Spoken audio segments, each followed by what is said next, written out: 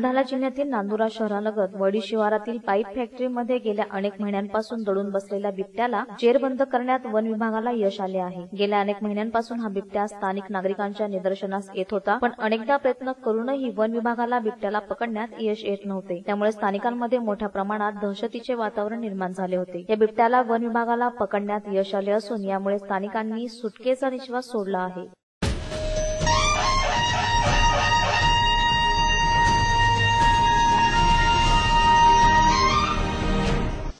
मोताळा तालुक्यातील पोफळी येथे दिनांक 18 ऑक्टोबर रोजी 2 सख्या भावांचा खून प्रकरणी 2 आरोपींना 6 दिवसाची पोलीस कोठडी देण्यात आली आहे। विशेष म्हणजे हे आरोपी सुद्धा सख्खे भाऊच आहे। पोफळी येथे शेतीच्या जुन्या वादावरून विनोद वसंत व्यवहारे व सुनील वसंत व्यवहारे यांची निर्घुण हत्या करण्यात आली होती। या प्रकरणी धामणगाव बडे पोलिसांनी दिनांक 19 ऑक्टोबर रोजी आरोपी दिलीपसिंह हनुमानसिंह राजपूत व विनोदसिंह हनुमानसिंह राजपूत यांना अटक करून मोताळा येथे न्याय दंडाधिकारी यांच्या न्यायालयात हजर केले असता सदरून दोन्ही आरोपींना कोर्टाने 6 दिवसाची पोलीस कोठडी दिली आहे। मृतक व्यवहारे बंधू यांच्यावर सायंकाळी पोफळी येथे अंत्यसंस्कार करण्यात आले। तत्पूर्वी मलकापूर येथे सरकारी रुग्णालयात मृतकांचे व्हिडिओग्राफीवरून शव विच्छेदन करण्यात आले। या घटनेमुळे पोफळी गावामध्ये शांततेचे वातावरण आहे। खबरदारी म्हणून पोलिसांनी चोख बंदोबस्त ठेवला आहे। दिनांक 18/10/16 रोजी दुपारी 16:00 वाजेला एक इसम दिलीपसिंह हनुमानसिंह राजपूत हा पोलीस स्टेशनला आला आणि त्याने सांगितलं की पोफळी शिवारामध्ये त्याच्या शेतामध्ये भांडणं झाली। त्याने 2 इसमांना त्याने आणि त्याच्या सोबतच्या व्यक्तींनी 2 इसमांना मारहाण केली। त्याच्यामुळे ते शेतात पळून आले। त्याला पोलिसांनी ताब्यात घेतलं, पोलीस स्टेशनला ठेवलं आणि त्याच्यानंतर पार्टी घटनास्थळी रवाना झाली पोफळीमध्ये। तिथे गेल्यावरती रोडपासून साधारणतः 3-3.5 किलोमीटरच्या अंतरावरती शेतामध्ये कपाशी तुरीच्या आणि सोयाबीनच्या शेतामध्ये 2 बोळ्या पडलेल्या पोलिसांना दिसल्या। त्याच्यात एका बोळीचे पाय कापलेले आणि 2 पाय आजूबाजूला नाल्यामध्ये फेकलेले, एक बोळी नाल्याच्या लगत पडलेली असं पोलिसांना मिळून आले। पोलिसांनी दोन्ही बॉडींचे त्याच्या मृतकाचं एकाचं नाव होतं विनोद व्यवहारे, दुसऱ्याचं नाव होतं सुनील व्यवहारे। दोन्ही बोळ्या उचलून पोलिसांनी पीएम करिता मलकापूरला रवाना केले। इन्व्हेस्टिगेशनमध्ये पोलिसांना निष्पन्न झालं त्याच्यात उद्धव वसंतराव व्यवहारे हे दोन्ही मृतकाचा भाऊ यांनी पोलीस स्टेशनला येऊन तक्रार दिली। तक्रारीप्रमाणे याच्यामध्ये पोफळी शहरामध्ये 203 नंबर गट नंबर या शेताकरता त्यांचा ताब्या घेण्यावरून वाद होता आणि हा ताबा घेण्याकरिता सर्वे करण्याकरिता तिथं पार्टी आली होती। ताबा घेण्याकरिता हे 2 मृतक येत असताना याच्यातील आरोपितांनी त्याच्यावरती रॉड आणि तलवारीने हल्ला केला आणि त्यांना जखमी करून त्यांचा मर्डर केल्याची तक्रार दिली। त्याच्यावरून 2 आरोपितांवरती गुन्हा दाखल करण्यात आलेला आहे। कलम अपराध क्रमांक 176/16, कलम 302, 504, 507, 34 भादवी सहकलम 425 आर्म्स ऍक्ट प्रमाणे पोलीस स्टेशनला गुन्हा दाखल आहे। दोन्ही आरोपींना काल अटक करण्यात आली होती। आज रोजी त्यांना मॅजिस्ट्रेट पुढे हजर केले असता दिनांक 24/10/2016 पर्यंत PCR मंजूर करण्यात आलेला आहे। इन्व्हेस्टिगेशन सुरू आहे। गुन्हा गंभीर असल्यामुळे अजून आरोपी निष्पन्न होण्याची शक्यता नाकारते।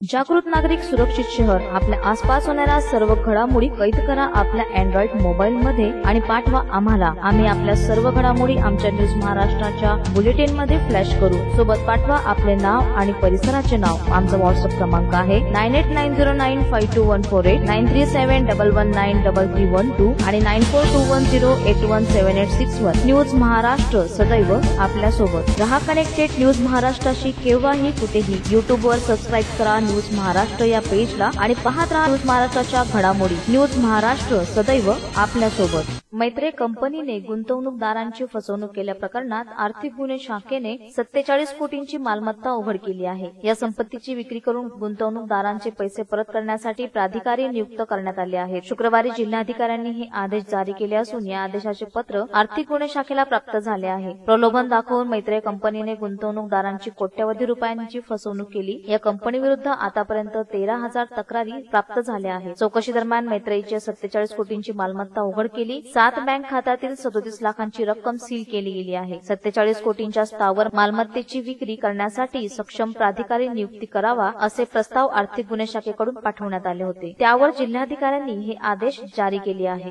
लाखोचा गंडा घडणारे मैत्री सर्व्हेचे कार्यालय अद्याप या ठिकाणी बंद अवस्थेत दिसून येते. नाशिक, औरंगाबाद, मुंबई अशा ठिकाणी फसवणुकीचे गुन्हे मैत्री सर्व्हिसवर या ठिकाणी करत आलेले आहे. परंतु कार्यालय बंद असल्यामुळे खातेदारांच्या या ठिकाणी पॉलिसी ग्राहकाची दिवाळी अंधारमय या ठिकाणी ठरणार आहे आणि याच पॉलिसीवर कमवणाऱ्या पैशांवरती एजंटची दिवाळी ही आनंदात या ठिकाणी ठरणार आहे. कधी या ठिकाणी कार्यालय उघडतील असं या ठिकाणी लक्ष सध्या पॉलिसी ग्राहकांचं लागू नये. कॅमेरा रामा दाडेसह विशाल सुरेश, महाराष्ट्र.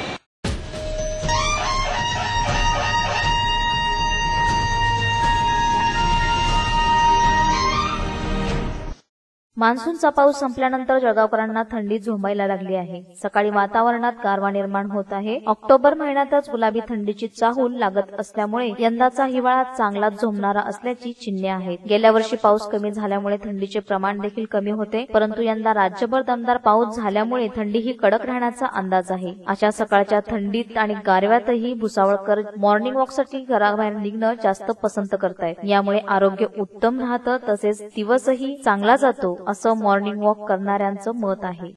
हे मला फार अगदी नेहमीच अगदी हे आवडतं व्यसन आहे म्हटलं तरी चालेल. सकाळी उठलं की असं वाटतं की एकदा केव्हा जाऊन त्या तापीच्या किनारी जाऊन येतो. भुसावळला फार चांगला किनारा लागलेला आहे. हे नैसर्गिक सौंदर्य बघायचं हे भाग्य मोठमोठ्या शहरातल्या लोकांना नाही आहे. आणि तिथून येणारी ती धूळ, छान वाऱ्याची थंडगार, ती घेता घेता आपला व्यायाम केव्हा होऊन जातो ते कळत नाही. त्यातला दुसरा फायदा म्हणजे हा की सर्व मित्रमंडळी भेटतात. जेव्हा हे अशी मित्रमंडळी ते विषय सुद्धा असे सहजगत्या निघतात की मनातले सगळे विचार क्लिअर होतात. म्हणजे मन शुद्ध, शरीर शुद्ध आणि शारीरिक पुन्हा वाढ आपली छानपैकी आपण सशक्त होऊ शकतो. आपले रोग पळून जाऊ शकतात. माझा असा विचार आहे की जर का कधी या ठिकाणी आपल्या फिरण्याच्या मार्गावर जर का कधी खरोखर चांगली डेव्हलपमेंट झाली तर भुसावळचं आरोग्य सुधारायला काही हरकत नाही. सकाळी लवकर उठून मॉर्निंग वॉक केल्यामुळे आजारापासून आपण दूर राहतो. ते लठ्ठपणा हे आपल्यात जाणवत नाही. वजन कमी होतं आपलं. आपल्याला असं आहे किंवा सकाळी उठून मॉर्निंग वॉक करायला पाहिजे. आपलं वजन कमी राहतं आणि दिवसभर आपण फ्रेश राहतो. आपली तब्येत चांगली, तब्येतीची काळजी घ्या महिलांना असा संदेश मी देते.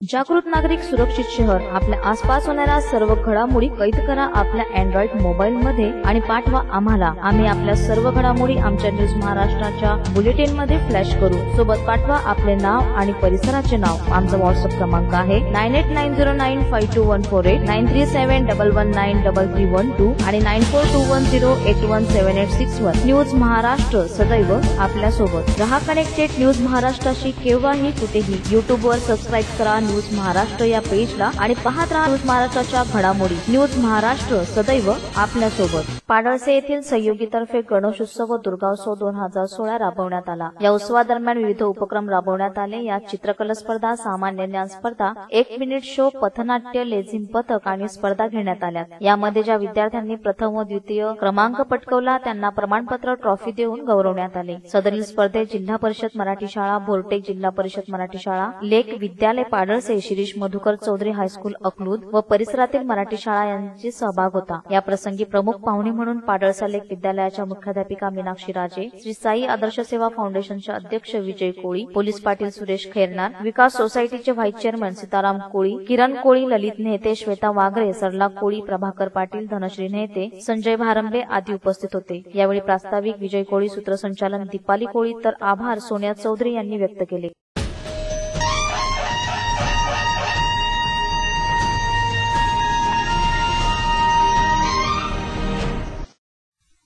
साकेगाव येथे राष्ट्रवादी पुरस्कृत ग्रामविकास पॅनल व भाजपा पुरस्कृत परिवर्तन पॅनलमध्ये सरपंच पदासाठी झालेल्या निवडणुकीत 3 मतांच्या मताधिक्याने ग्रामविकास पॅनलचे आनंद ठाकरे यांचा दणदणीत विजय झाला आहे. माजी सरपंच कल्पना पाटील यांनी राजीनामा दिल्याने दिनांक 19 ऑक्टोबर रोजी सरपंच पदासाठी निवडणूक झाली. ग्रामविकास पॅनलतर्फे आनंद ठाकरे यांनी तर परिवर्तन पॅनलतर्फे सुनीता दिगंबर पाटील यांनी अर्ज भरले होते. निवडणूक हात उंच करून घेण्यात आली. आनंद ठाकरे यांना यांना 10 मते तर सौ सुनीता पाटील यांना 7 मते मिळाली. निवडणूक निर्णय अधिकारी श्री इंगळे यांनी 3 मतांनी आनंद ठाकरे यांना विजयी घोषित केले. या निवडीबद्दल माजी आमदार माननीय संतोष भाऊ चौधरी, राष्ट्रवादी काँग्रेस पार्टीचे नामदार अध्यक्ष रवींद्र पाटील यांच्यासह उपसरपंच शकील पटेल, सर्व ग्रामस्थ सदस्य, पॅनल प्रमुख निवृत्त पवार यांनी निवडीबद्दल आनंद व्यक्त करीत शुभेच्छा दिल्या. तर विरोधी गटाचे संजय निवृत्ती पाटील व दिलीप सिंग पाटील यांना पराभव पत्करावा लागला. आनंद ठाकरे यांना निवडीनंतर ग्रामस्थांनी अभिनंदनाचा वर्षाव केला. ग्रामस्थांमध्ये यावेळी उत्साहाचे वातावरण होते. प्रसंगी ग्रामविकास पॅनल प्रमुख निवृत्ती पवार, उपसरपंच शकीलदादा पटेल, राष्ट्रवादी काँग्रेस तालुका अध्यक्ष रवींद्र पाटील, माजी सरपंच अनिल पाटील, ग्रामपंचायत सदस्य प्रवीण पवार, अनंता सोनवणे, साबीर पटेल, माजी सरपंच सौ कल्पना पाटील, सौ संगीता भोळे, श्रीमती उषाबाई पाटील, सौ प्रतिभा भोळे, विजय पाटील, संतोष भोळे,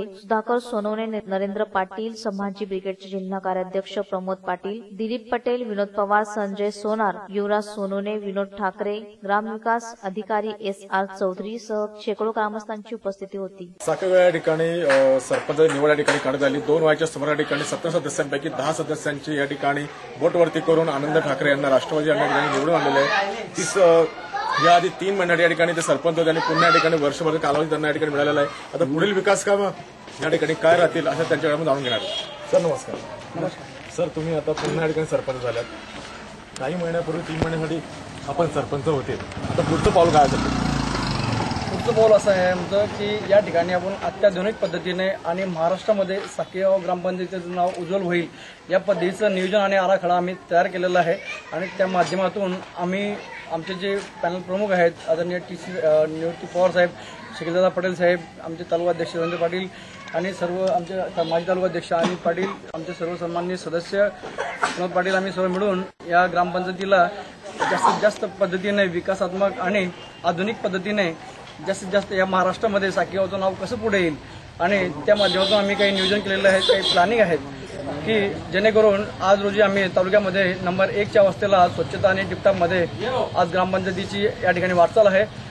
तुमच्या या माध्यमांनी आमच्या या सर्व कार्याची दखल घेतली, तुम्ही सर्व इथं आलात आणि त्याबद्दलही तुमचे आभार. संपूर्ण आराखडा या ठिकाणी तयार झालेला आहे. साकेगावला या ठिकाणी नंबर 1 नेण्याचा प्रयत्न आनंद ठाकरे करणार आहे. इथे उपसरपंच त्यांच्याकडे सुद्धा जाणून घेणार आहेत की त्यांच्या खांद्याला खांदा लावून किती या ठिकाणी सहकार्य त्यांच्याकडे ऍड केला जाते. सर मला सांगा, आता तुम्हाला आनंद ठाकरे पुन्हा ठिकाणी मिळालेले हो. किती दोघं मिळून ठिकाणी विकास कामं होतील आपल्याला? आम्ही दोघं मिळून आमचे सर्व ग्रामपंचायत सदस्य मिळून जास्तीत जास्त गावाचा विकास कसा होईल याच्यावर आम्ही भर देणार आहे. आनंद ठाकरेंना माझ्या पेक्षा अनुभव आहे, ते 3 महिने सरपंच राहून चुकलेले आहे. संपूर्ण सदस्यांची साथ घेण्या ठिकाणी सरपंच उपसरपंच आपल्या ठिकाणी गावाचा विकास करण्याचं ठाम या ठिकाणी व्यक्त यांनी केलेलं आहे. दिवाळीचा एक बोनस या ठिकाणी म्हणून काही दिवसात या ठिकाणी साकेगावचं एक नाव नंबर होताना आपल्या ठिकाणी दिसणार आहेत आणि एक आनंदाचा क्षण सध्या ठाकरे परिवार या ठिकाणी घेताना दिसत आहे. कॅमेरा रामा दाडेसह विशाल सुरेश.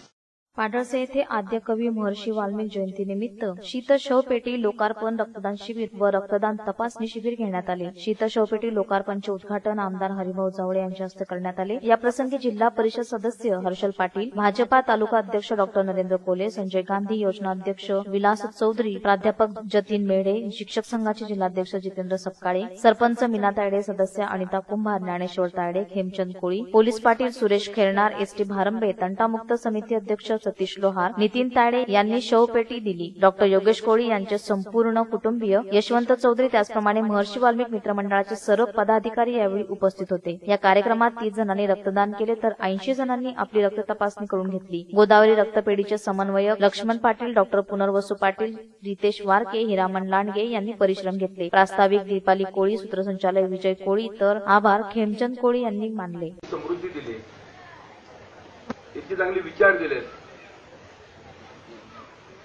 त्यांनी जी शिकवण दिली त्या शिकवणीमधनं आमच्या कार्यकर्त्यांनी जे जे काही घेतलं